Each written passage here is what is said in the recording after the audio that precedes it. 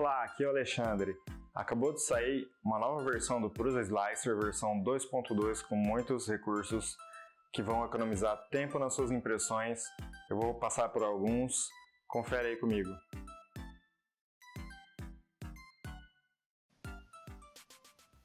Quando você instala o Prusa Slicer, ele vai abrir uma tela de configuração, onde você vai seguir alguns passos para a configuração das suas impressoras. O que é novidade nessa versão é que ele tem suporte para algumas impressoras de outros vendedores. Por exemplo, aqui a gente consegue adicionar agora uma Creality Ender 3. Ela está em versão beta, em avaliação, provavelmente. Não é uma versão final desse suporte para impressora, então é o primeiro teste que eles estão fazendo, mas já é uma ótima notícia. E olha que legal, ele carregou aqui e ele já mudou o preview para mim da minha mesa aquecida com uma mesa aquecida da Ender. Muito legal. Um outro recurso bem legal que eles adicionaram nessa versão é a opção para você poder pausar a impressão em uma determinada camada.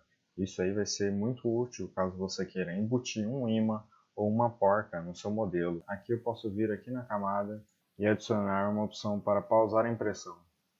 Inserir a porca. Então aqui, né, nesse ponto da impressão, a impressão ela vai pausar para eu ir lá e colocar a minha porca embutida e depois a impressão continua.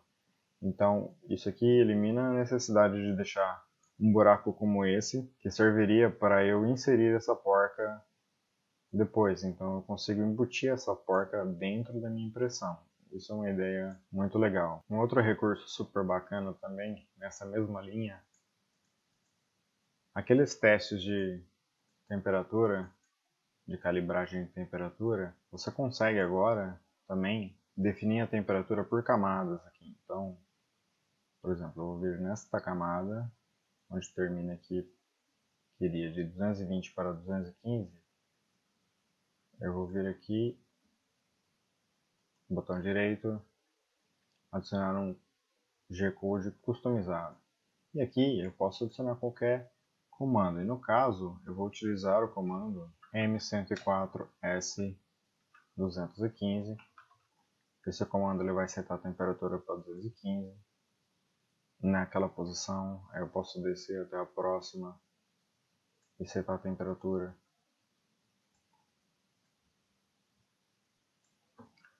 para 220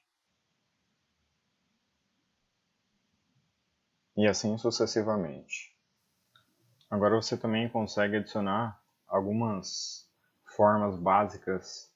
Por exemplo, você quer imprimir um cubo, você clica com o botão direito aqui e já adiciona o cubo diretamente, sem ter que baixar um modelo para um cubo, para um cilindro ou para uma esfera.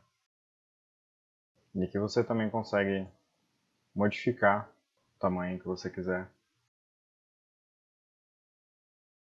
Um outro recurso bastante útil para quem gosta de fazer modelagem, por exemplo, se eu vir aqui e adicionar um objeto e rotacionar ele, rotacionei esse objeto. Aí eu estou fazendo a minha modelagem, vi que preciso alterar aquele modelo, exportar de novo, substituir o arquivo. Agora você tem a opção de selecionar o objeto aqui com o botão direito e recarregar do disco. Assim ele vai recarregar, substituir o objeto sem que as alterações que eu fiz aqui dentro, como o tamanho dele, a escala, a posição do objeto, eles mudem, né? Ele vai continuar da mesma forma. Antes você tinha que remover o objeto, adicionar novamente e refazer toda a configuração que você fez para a impressão desse objeto. Então economiza um certo tempo aqui. Existe agora também um recurso muito útil, que é a opção de calcular automaticamente a altura da camada de forma variável. Ao invés de você utilizar uma resolução fixa para todo o seu objeto, ele vai diminuir um pouco a resolução de algumas partes da peça, mas que não vão afetar tanto a qualidade final da impressão, mas que vão economizar muito tempo de impressão para você. Aqui você consegue definir algumas opções e a opção aqui é adaptativa. Se você clicar nela, ele já vai fazer uns cálculos aqui e vai definir para você onde ele vai fazer essas modificações. Você tem uma opção aqui, Se você quer mais qualidade ou se você quer mais velocidade, você consegue balancear. Por exemplo, se eu mudar para mais velocidade, as áreas que estão em laranjado aqui são as áreas que ele vai usar uma resolução menor. E as áreas que estão em cinza, ele vai usar uma resolução maior. Assim, principalmente nessas partes superiores, onde tem uma curvatura, o resultado da peça vai ficar muito bom, enquanto as outras áreas que estão em laranja, ele pode imprimir uma resolução menor, que vai aumentar a velocidade de impressão.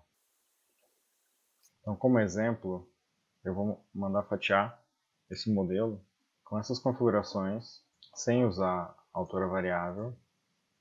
Então, aqui no canto direito inferior, você consegue ver que o tempo de impressão estimado é de 12 horas e 16 minutos. Agora, se eu utilizar a altura variável de camada, por exemplo, vamos deixar 0.7. E agora ele deu uma estimativa para mim de 11 horas e 17 minutos, economizando mais ou menos 1 hora. Essas novidades e várias outras que foram liberadas nessa versão você encontra documentadas no blog Prusa Printers. Vou deixar o link na descrição do vídeo para que você possa olhar e ver todas as novidades. Se você quiser saber mais algum assunto desses em detalhes ou tiver alguma outra dúvida relativa à impressão 3D, deixe seu comentário e a gente se vê na próxima. Muito obrigado e até mais.